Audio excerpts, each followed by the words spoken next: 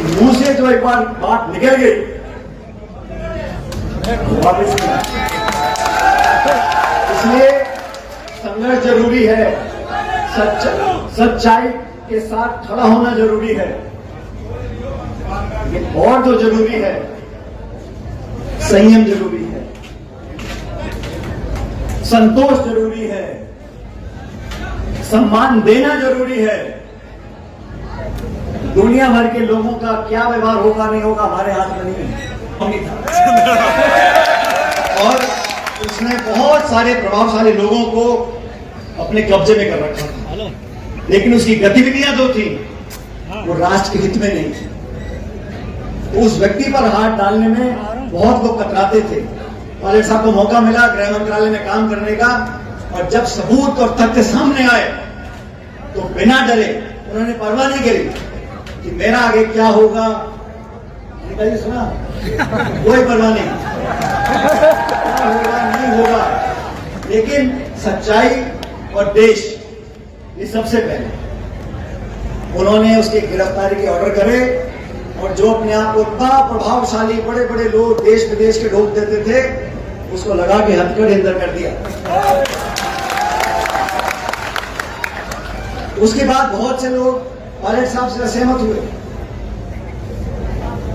बहुत कुछ कहा, लेकिन उन्होंने कभी भी सच्चाई का रास्ता नहीं छोड़ा, अपने कदम पीछे नहीं करे। आज ये मूर्ति यहां जो लगी है, ये उस बात का प्रतिबिंब है।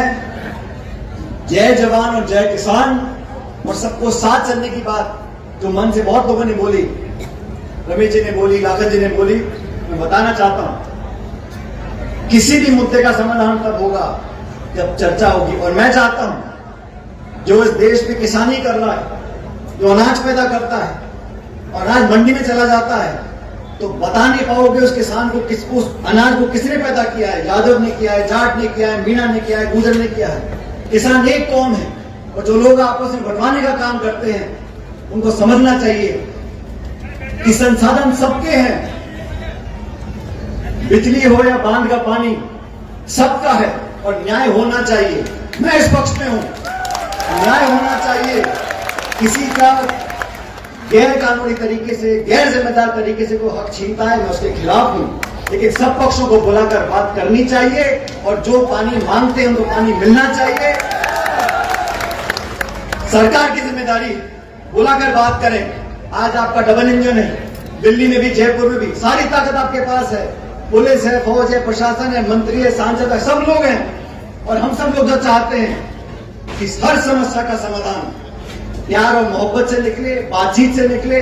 जो कुछ हम सबसे बन पड़ेगा हम करने को तैयार हैं, लेकिन देश और प्रदेश का जात और धर्म के नाम पर जो राजनीतिक लाभ उठाना चाहते हैं वो हम कभी नहीं होने देंगे। मैंने बहुत चालेंज किए हैं, मुझे भी 25 साल हो गए, मैंने बहुत लोगों को चाल खेलते हुए देखा है, लेकिन अंत में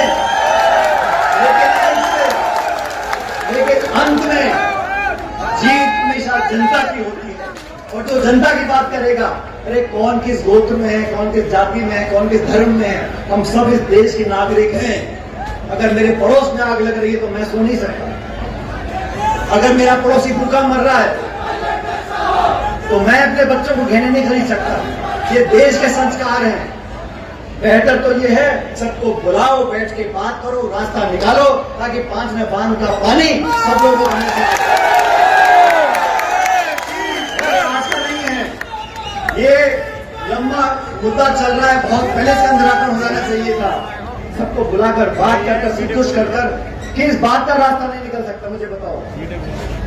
ऐसी कौन सी समस्या है जिसका समाधान नहीं है? लेकिन समाधान चाहते हो या समस्या को उठाना चाहते हो?